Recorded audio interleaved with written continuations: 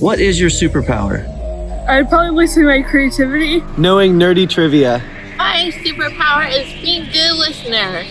Devising a million questions. Helping people. Making people laugh. My superpower is that I'm determined and never give up. Hello everyone, welcome back to Voice of Community.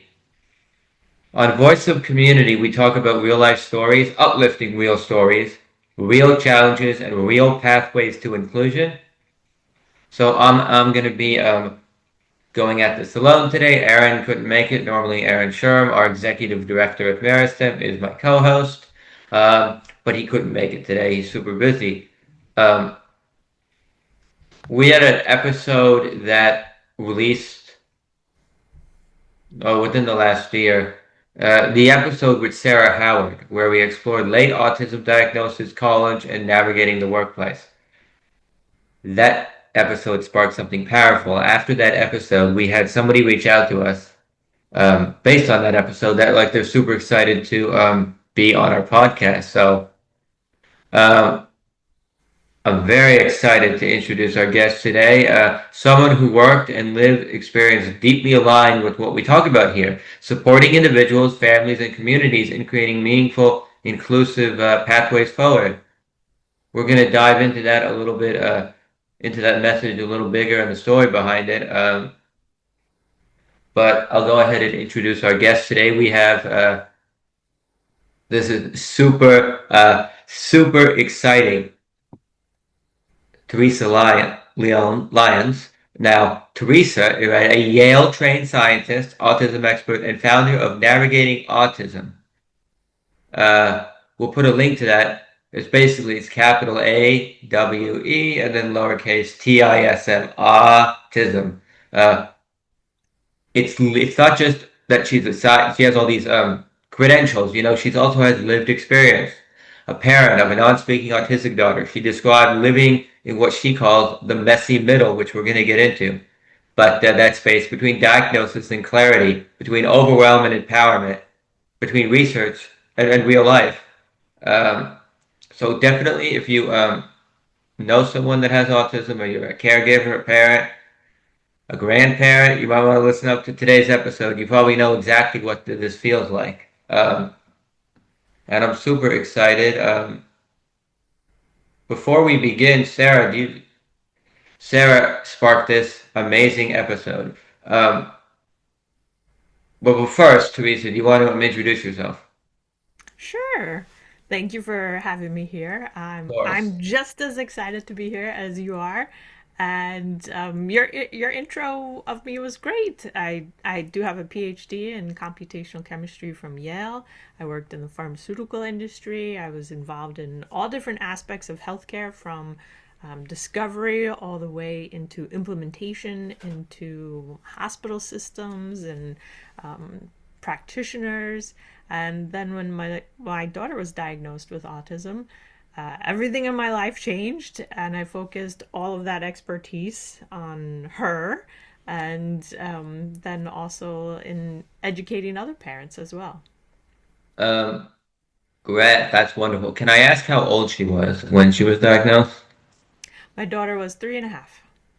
Right. Now I really want to get into it, but first I have a intro question, because we had that episode, like I just mentioned, Sarah, right, that you saw and reached out. Was there something about that episode in particular that you were like, this would be a great podcast for me to be on?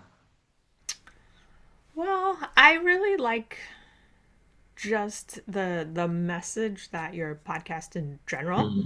That was the one episode that really spoke to me. But then when I looked at, okay, what are the other episodes and what are they talking about?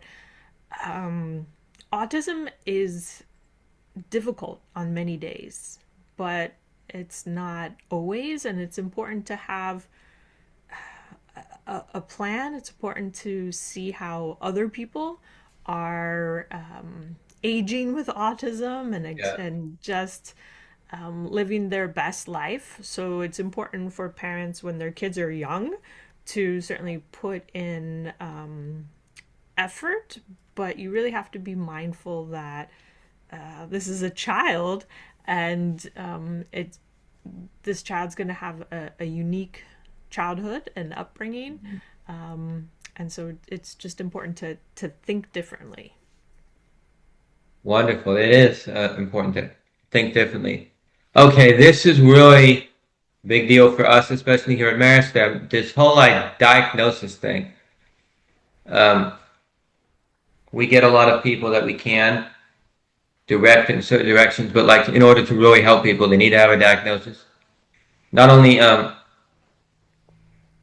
they can get a lot of funding if they have a diagnosis through things like the California Regional Center or even a Department of Rehabilitation, Vocational Services, but even just simply understanding what their diagnosis means. Like locally, we have the UC Davis Mind Institute over at UC Davis, which is like helping people that have a diagnosis to get the diagnosis. But what does this term you use, messy middle, what does the messy middle look like for families, especially those navigating, well, I'll just start with the diagnosis in general, diagnosis of any age. So diagnosis, you want to make sure that you're getting a diagnosis by someone who's qualified. And a general pediatrician is not able to make an autism diagnosis. And a lot of parents, that's where they're turning to for answers. And general pediatricians, they can raise red flags, they can make referrals to specialists, but a general pediatrician is really not the person to ask questions about autism. So someone like a pediatric neurologist or a developmental behavioral pediatrician, those doctors have specialization in autism, and those are doctors who can actually make the diagnosis.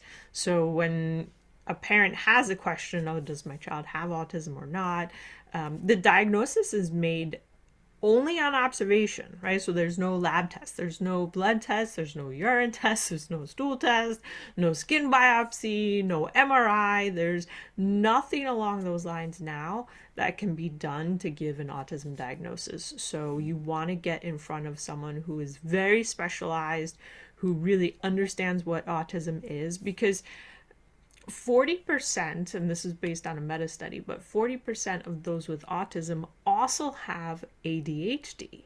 So you really want to be able to work with a doctor who can separate the two and have a good understanding if it's one versus the other or if it's both. So healthcare and being in front of a qualified doctor is really important in the diagnosis stage.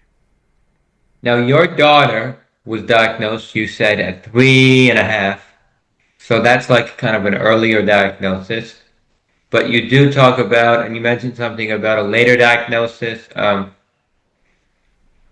That's always been an interesting thing for me because now I wasn't later diagnosed. I have personally, I'm on the autism spectrum disorder, but I was diagnosed in the 6th grade. I'm 32 now. But when I needed to receive services, we see a lot of people, they got the diagnosis, but they can't get services because they're it's what they call high functioning. So they don't maybe look autistic. I don't know. It's just harder to get, like they have they did the whole thing that you mentioned, the observational thing. Right. I think I went to UCLA or USC. Well, it was the Los Angeles Diagnostic Center. They observed me. I did a whole bunch of things and all of that. But it's harder to get services. What would you tell families that are struggling with that aspect of it? Well, autism is a diagnosis. So what we're talking about here is a medical diagnosis.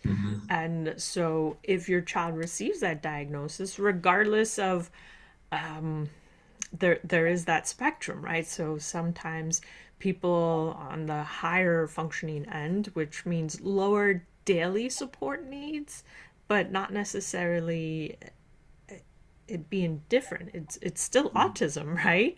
And it's just important for parents to really fight and advocate to make sure their child gets what they need. And that becomes the difficult part, trying to figure out what it is that my child needs and making sure they get it, because it's different across the entire spectrum, as you're pointing out with this question. So it's really up to the parent to look at the child. And when you were diagnosed in sixth grade, right, you could then have a conversation and see, okay, in school, what would be most helpful throughout the day, right? You can start asking these questions, and this becomes what the tricky part is for autism, because each person needs different kinds of supports to be successful. But that's really where the magic lies, in understanding what is it that this child needs, and not just trying to do what worked for other people. Hmm. And that's a problem in I think our school system in general, and in a lot of it is like a cookie cutter approach. That's Yeah. another phrase, the messy middle, and I like the cookie cutter approach. Is like they're doing one standard approach for everyone, and it's not individualized, and it can Yeah. be challenging to make. How would you make it, or what would you tell a parent? They're like, I need to make it. I would like to make it individualized to my child, or but they're giving me the standard approach. Exactly. So I ask this question many times throughout the day when I'm talking to parents. What are the top three concerns you have about your child with autism and succeeding in life, or succeeding in school, or whatever the situation is? And so some parents, will say communication, and that can look different, right? So depending upon where on the spectrum, you might have someone who cannot verbally speak at all, and so they need different supports than someone who can speak but is very limited in their range, or their conversational ebb and flow skills. So it's really important to find out from the parents and the child as they get older, what are the top three. And so I only like to focus on three. There might be way more than three, but I typically like to focus on three, because anything more than that, it's hard to give focus and to have success, right? You spread yourself too thin, and then you don't become successful in anything. So if you focus on what the top three issues are, and really focus and concentrate and get the support and the information that's needed, then you can achieve those and then say, okay, what's next, right? And that's really the way for parents to look at this, because it can be so overwhelming. You have school, you might have diet, you might have sleep, you might have conversation, you might have different social aspects, you might have different motor challenges, you might have light sensitivity, sound sensitivity, right? There's so many things that can be going on, but what are the top three? And so when parents can focus on those top three, that's really when they start to get momentum and traction, and then the child starts feeling better, right? That, as a parent, that's exactly what we want. The child might calm down a little bit, or might start to be more curious, might start to ask questions on their own, and you want to give that space for the child to really blossom on their own as well. Right, that's wonderful. That makes a lot of sense. Now, how did your personal experience with your daughter and your personal life shape to start to shape and get you involved in this work from the beginning? Like, how many years ago? How old is your daughter now? My daughter is 16 now. Okay, so that was a long time ago. It Yeah, can. Do you mind if I ask? She was nonverbal at the beginning? Is she still nonverbal? Or? my daughter does not really like me talking about her. No She's worries. 16. But well, that makes sense. But it began. I'm gonna say 10, 13 years ago, 12 years Yep, ago. What was it 13. that got you into this work? Well, that's a good one. What got you into this work? So it's purely my daughter. I had never worked in the autism space whatsoever before, even though I worked in healthcare. So I worked, my PhD thesis was about HIV and malaria. I worked in the pharmaceutical industry and research and development, but that was all on the cytochromes and the liver. So many different therapeutic areas, but really understanding how drugs get processed in our body. Mhm. And then I worked on the business side in oncology and so many other different fields, but never autism. And once my daughter was diagnosed with autism, and I asked the doctor, I was like, okay, now what? Right? And I'm thinking as a strategist, I'm thinking, all right, I want to understand, okay, what is the standard approaches? Give me the gold standard approaches. Let me know what the cutting edge research is. I thought I would have all these different options, and there really wasn't any presented to me. The doctor's just telling me, okay, things are likely going to get worse. They're not going to get better. There's no medication. There's nothing we can really do. There's some medications for irritability, but that's about it. And you can do a lot of behavioral work, but wait lists are long, and that usually takes a long time for a child to learn. And, this is, as a parent, I was just like, that's not an acceptable answer. That is a non-answer. I need direction. What do I do? And coming from the healthcare industry, I knew there had to be better information than what I was being told. So that's why I started to go into the research literature, read the different articles, and understand, okay, what is cutting edge, and just really make decisions for my daughter based on current information and not just old irrelevant information. Wow, that's great. That's really important.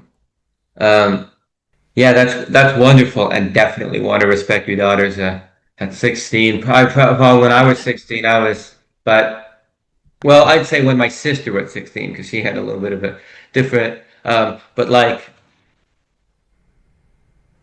I've been looking at your website. This is something that we talk about it.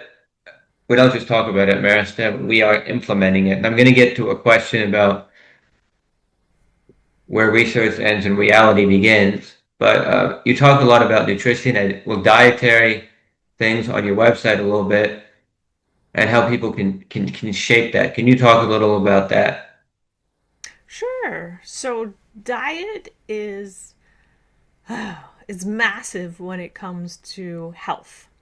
And so many times when someone gets an autism diagnosis, all of a sudden it's okay for a person to have constipation for the rest of their life. Right? A doctor will say, Right. oh, that's just autism. Or they have diarrhea. They've had diarrhea for the past 5 years. That's just autism. Oh, they can't potty train. They have difficulty sitting still. Oh, it's just autism. So many times, real health concerns and health issues just get written off as, oh, it's just autism, and it's not, right? So if you look at Right. what qualifies as an autism diagnosis, you're not taking into account gastrointestinal effects, right? So stomach pains. There are some people with autism that have stomach pains for years. They might have migraine. Yes, right? And so that is not just autism, right? Right. So when there's different GI issues, you want to understand, okay, what is the problem? So first you start with what's going in. Okay, so you can start to think about, am I having some kind of allergic reaction to what I'm eating? The classic allergic reaction, or maybe it's just causing inflammation, right? Which then is compounding other things for the body. And then you can really break things down and say, does my stomach digest the food well? Is my stomach acid strong enough? There are different gut infections that impact different areas of digestion, and then that can lead to stomach aches or diarrhea or constipation, gas, all of those kinds of things. So diet is that first step where you can really have a lot of control on the body and making sure the body is getting what it needs as best it can. Now, the person with autism, they need, and we talk a lot about neurodiversity too, because it's like a wide gamut, but the person with autism really needs a support network to understand this, first of all, right? Because to understand what you've just described for somebody that has autism can be very challenging, right? To like understand how their body is functioning and, oh, I might be allergic or sensitive to this. And then there's just a lot of research out there. There's a lot of noise out there from different things, mainstream and other things. But one of the most powerful things that we don't really talk about it too much, really. But you just talked a little about maybe the gut and sort of nutrition, but and we've implemented it at Meristem in our cafe for all of our students, with gluten-free and dairy-free. Awesome. And we're starting a focus on fermented food that's coming. But when Beautiful. people come to the cafe, they can get cheese. Like you can get, I think you can. It might have changed recently, but there was a time when you could add a piece of cheese to the hamburger. But the idea was that the standard meal, you would be eating what somebody with autism eats. Not everyone that we have at Meristem has dietary restrictions, but a lot of them come with dietary restrictions. But there's this gap between research and reality. On one side, there's cutting edge science, data, and evolving understanding. On the other side, there are families just trying to make decisions in real time. They're often overwhelmed, and in modern health, they're under-supported. So you try to like build the gap, which I think is just absolutely, because like when I was 17, I was officially diagnosed with being gluten and dairy free, gluten sensitive. Probably when I was earlier, but we missed it. My she's now a nutritionist. Like 10 years ago, she became a nutritionist. She started out as an acupuncturist, but I was eating dairy my whole life. Well, until high school. Like I didn't put it two and two together. Gluten definitely is a big thing for me. What is the biggest disconnect between autism research and what families actually need day to day? Well, so like in your case, going Yeah. gluten free is, a big deal, right? So it changes things. Um, and for some kids, going gluten free isn't that big change. Parents might see a small change. So Mm-hmm. again, it's so individualistic. The research is there about gluten, right? So there's been many different studies. The mechanism of action of gluten is the same for everybody, autism or not. So you eat gluten and it basically tells the body to open up, right? So your gut becomes more permeable. And Mm-hmm. so then different things can leave the small intestine that normally wouldn't. And then the immune system has to kick in and start cleaning things up in the bloodstream.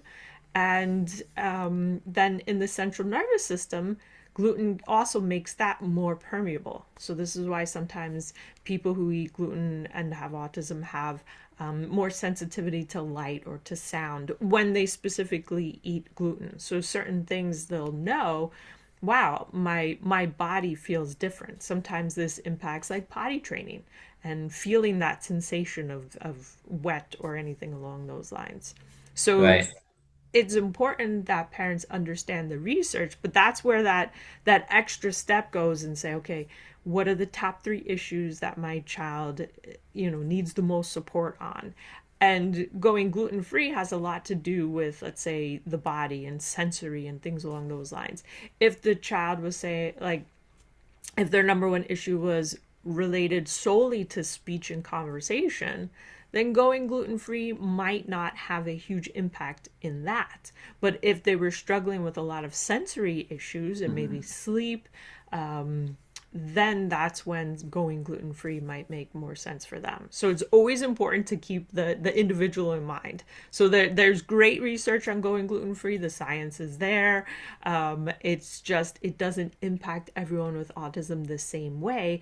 And then that's why some parents will say, "Oh yeah, that didn't work," right? But it might not ever had a shot of working, right? Right. Because it wasn't the right intervention. So that's really the important part, is always saying, okay, I'm considering doing this.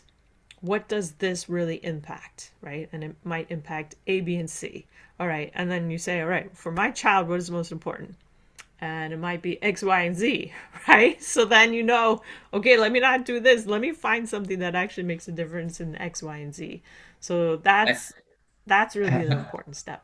How do they know? There's all this research. Like, how do you take all that research and turn it into like something that a family is going to understand? Because they might get it. It's very individualized, but they join your program because they need someone to navigate them. But how would you help tell someone to, you know, I'm seeing all this research, gluten-free might be, dairy, whatever, but how do I actually figure this out? Yeah, so you can start to say to yourself, all right, when my child eats gluten, do I see any difference? And you might be like, well, my child eats gluten every day. Well, then stop it for a couple of days and see what changes. They might see that the child is irritable and kind of like craving carbs. That gives maybe an indication that there might be some type of gut infection. When a child really craves sugar and carbs so much so that they're very picky eaters, then it might be time to do a functional medicine test and really understand what's going on with the gut.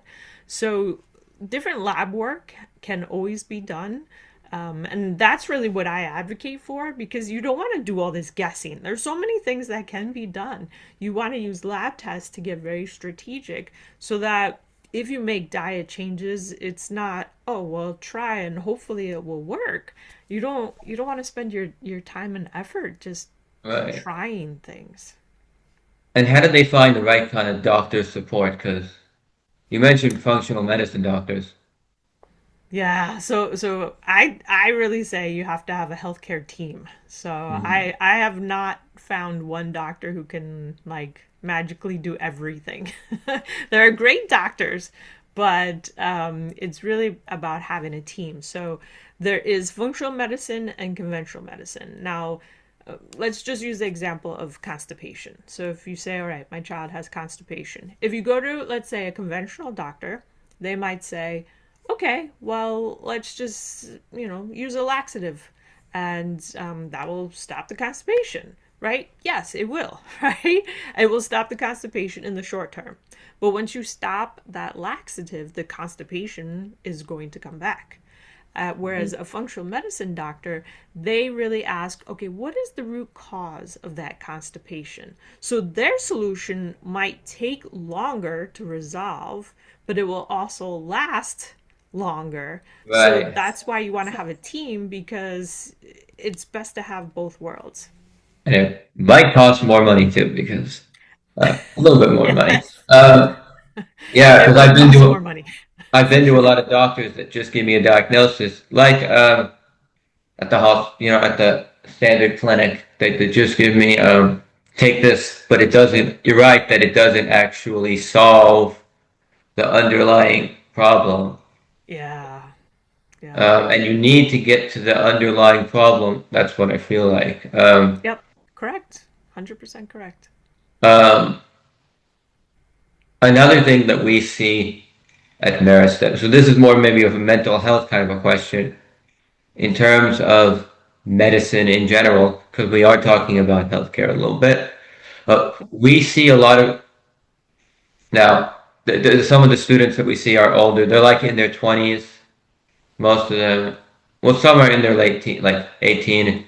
Our program is 18 to 26, and we see a lot of people on variety. Some are on a few. Some are on maybe just one or none, but we see a lot of people on a variety of medications.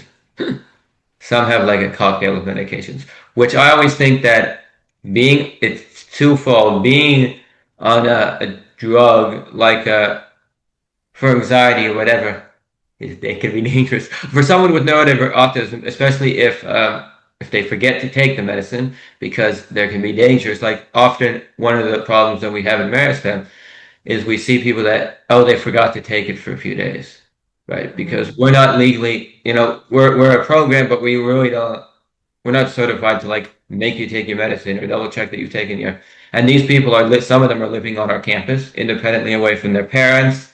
So that can be a big issue if you could speak to that. Like they might even need the medicine, but a lot of people with autism can't remember what they had for, they can't remember put their socks on properly. I don't know how they're going to remember to take their very important medicine.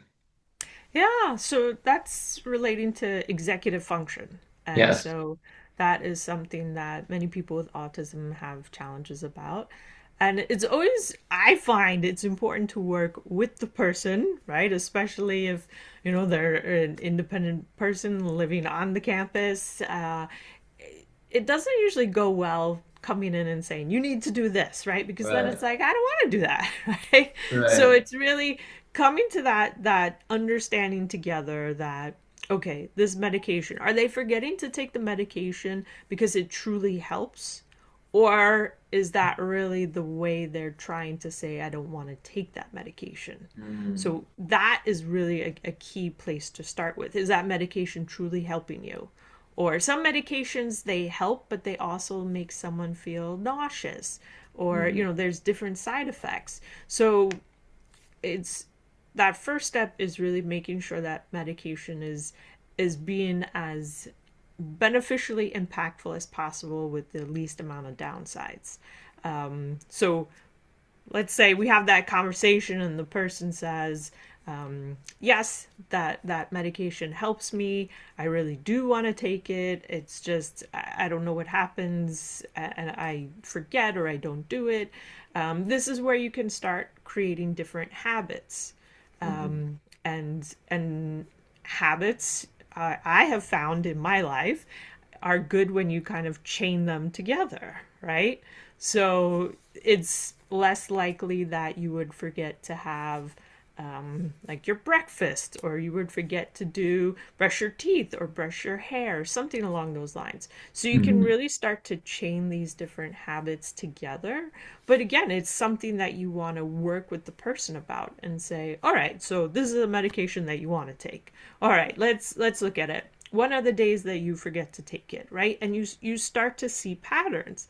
And that's really how you can tease out how can we really make this work together as a team, and then the person can take the medication that they say is beneficial.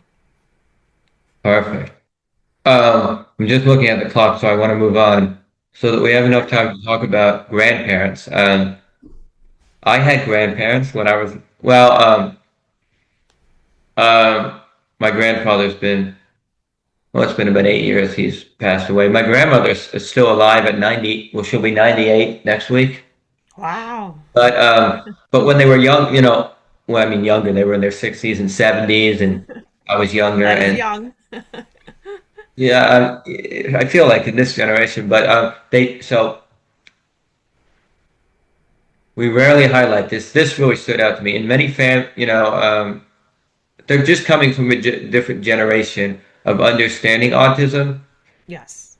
Yeah. Autism's changed. It used to be also that autism was more of like where they just put people in group homes and it wasn't what it is today.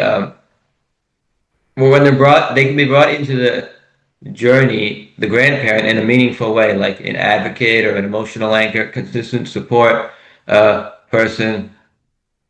So I think that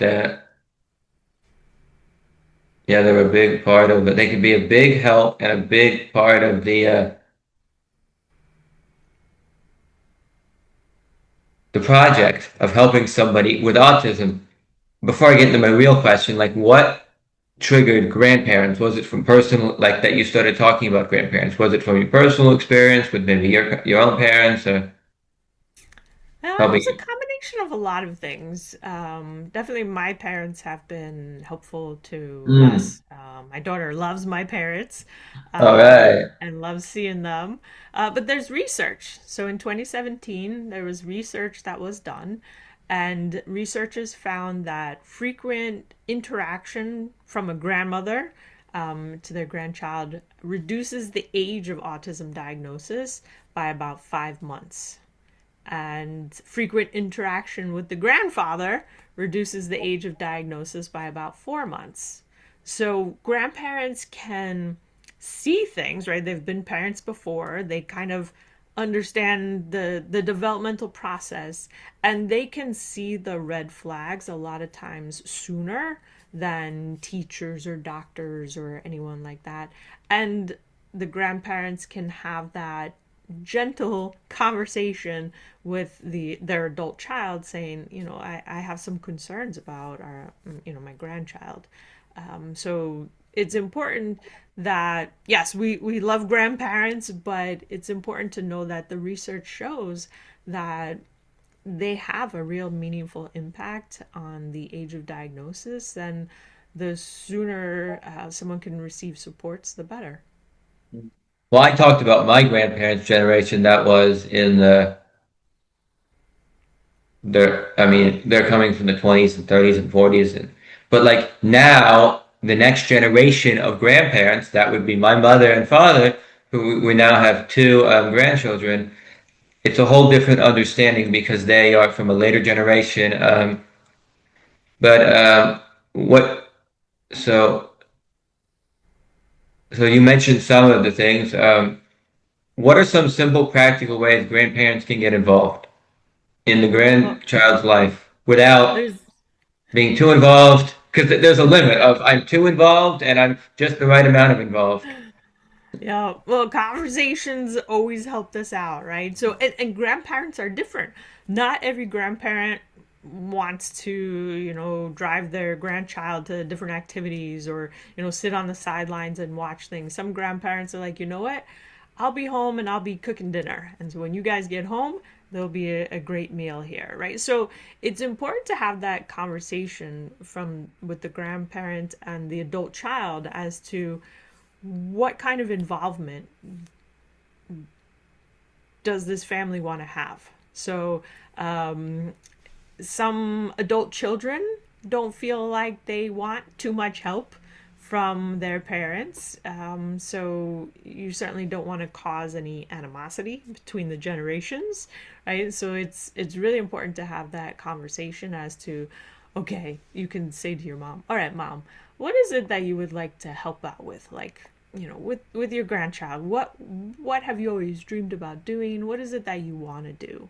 And then you have the conversation. If you feel comfortable that that's okay, then great. All right, you can do that. But then some adult children might say, all right, you want to come over for dinner 5 nights a week? Can we do it 2 or 3? Right? So you want to have that dialogue back and forth so Right. that it's real family. And the big thing is just being there Yes, because, definitely. Um, especially my sister now has two kids, so and one of them is a newborn, so just being there, um, right? But like, what is the grandparents there, the parents there, just in general, what is the age where you start noticing, oh, this individual could have autism or something's not, you're not going to notice it at 2 days old. You might notice it at, what, 2 years, 3 years, 4 years? So it's a reliable autism diagnosis can be made as early as 18 months. So Hmm. that's the earliest. The average age of diagnosis is somewhere between 4 and 5 years old. All right. So there's a lot of time that goes from when people see different red flags to getting an actual diagnosis.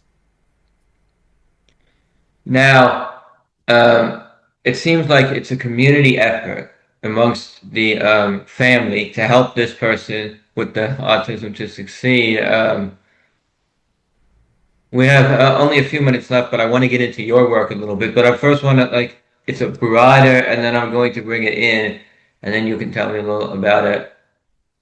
Autism. But your work has reached families in over 20 countries, which is incredible. What similarities do you see across the globe when it comes to navigating autism? Well, maybe let's just start there. The similarities and maybe the differences also. Sure. So the similarities would be there are many loving parents out there who really want to address different health concerns so that their child doesn't have different barriers. Many parents across the world see their children want to do something, right? So maybe they want to socialize, they want to go to that kid's party, they want to go down the slide, but it's scary or it's difficult for some reason. So a lot of parents are wanting their children to not have those different barriers, and they're really looking for answers as to what is it that is causing a lot of this, right? You get an autism diagnosis, but it doesn't give you any details as to, okay, well, what do I need to focus on? So there's a lot of parents out there who love their kids and really just want to know what it is that their child needs. Now, the differences I see in cultures is the level of acceptance of autism. So in the US, right, we have Autism Awareness Month, Autism Acceptance Month, and even like what you were talking about, how the grandparents that are grandparents now versus maybe 30 years ago are very different in their understanding and acceptance of autism. So I would say still around the world, there is shame associated with different cultures when someone has autism. And that's really just due to lack of understanding what autism is. Right. That's a big piece. I was going to mention or ask that, yeah, culturally it can be a little bit of a challenge. Yeah. Okay. Definitely. Now we're going to bring something before we get into like autism, autism. One more piece here is this piece about workforce readiness and the bigger picture, right? Here's where this connects directly to what we do at Voice of Community. We talk a lot about employment for people with disabilities, neurodiversity, autism, and in the broader work of organizations like Meristem, workforce readiness, it doesn't just start at employment, like it starts at home, in early support systems, in how individuals are encouraged to advocate for themselves, and how families understand the strengths, not just the challenges.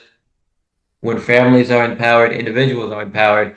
And when individuals are empowered, workplaces have the opportunity to become more inclusive. And not just in theory, but in actuality, in practice. How does early family support influence long-term workforce readiness for autistic individuals? A lot of times,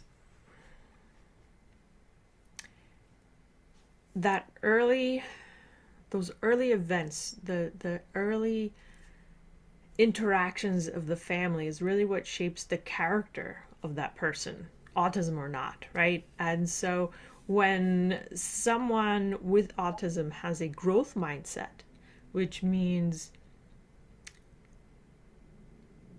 they're not getting frustrated by challenges. Right. Many champions, right? Kobe Bryant, many tennis champions. You could think of many of the athletes.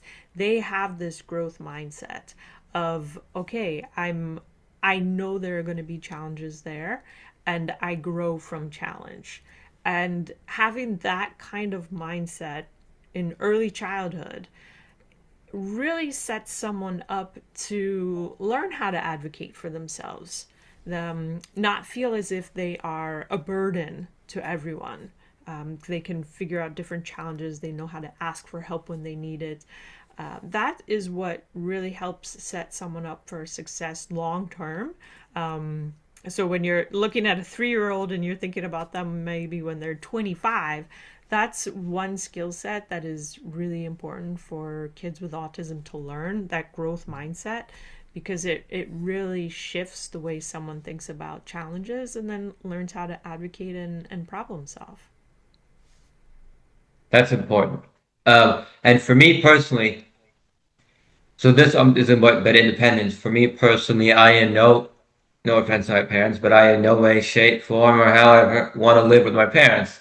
A lot of people with autism, it's hard for them to move out on their own or become more, to separate, I would say, from, could be mom and dad, but it's probably more likely mom that they're more connected to with that female influence. But what would you say to that? Like what are some, because it's maybe scary for them to be like, I'm going to be independent, I think either it's for them great. or the family. Yeah, I think it's great for everybody. Yeah. I think it's great to understand what the dreams are of that person with autism. Not every person with autism wants to live independently. It so again, it's having that communication. Some people with autism want to live far away from their parents. Some want to live across the street, right? So they're living independently but still can go home. So it's just important to understand what does that independence look like, and then really start planning, how do we get there. So like you asked a question about medication before, that might be one of that first step before the child leaves the house of, okay, let's make sure we have really good habits when it comes to taking medications and supplements, right? Vitamin D, very important.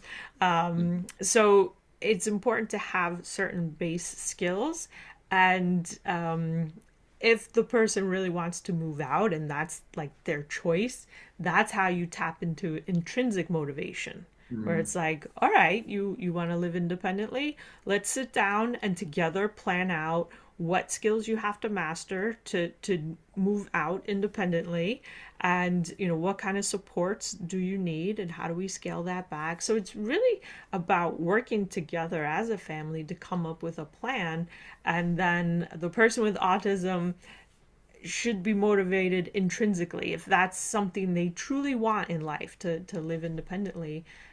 Intrinsic motivation goes a long way. All right. Now, pause being dramatic. Okay. Now, before we run out of time, can you tell me a little about autism and exactly what are you offering people? Because I think it's wonderful. I've been on your website, I've browsed it. I just think it's amazing. Awesome. Thank you. Of Well, course. so autism, I have to say, when my daughter was first diagnosed with autism, I hated that word because everything was so much more difficult. I could see just she was not able to enjoy and do the things that she wanted to do. So as I learned the science and as I improved certain aspects of her health, then she just started to do the things that she wanted to do in life. And I then realized, like, wow, she must have had a headache almost like every day, or a stomach ache all the time. And she still got up and was willing and wanting to keep trying, but yet failing at so many different things. And so that's really when the word autism became that AWE. I was in Yes. awe of her, and really how she was so determined to create a life that she wants. So I started educating other parents. So different doctors encouraged me to start educating other parents on the science. And that's how all of this started, with teaching parents the science so that they could improve their child's health. And we have a platform now that does that. We have health coaches that work with the parents. We put parents in small groups so they don't feel so isolated. We help parents understand what functional medicine tests that they want to order so that they can really understand their child's health.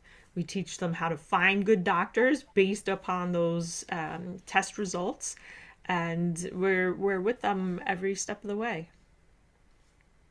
Wow. Okay. Thank you so much. We just are absolutely running out of time, but I will ask you a closing question if that's okay. If you Sure. could leave our listener, if you could leave our, okay, so they can edit. If you could leave our listeners with one mindset shift or takeaway, what would it be?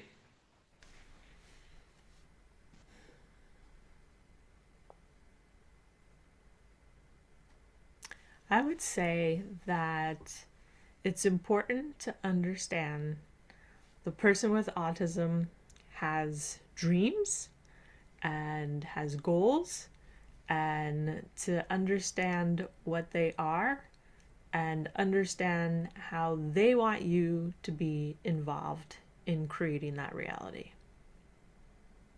All right. That sounds like a perfect ending. Thank you so much for being here and for sharing both your expertise and your lived experience.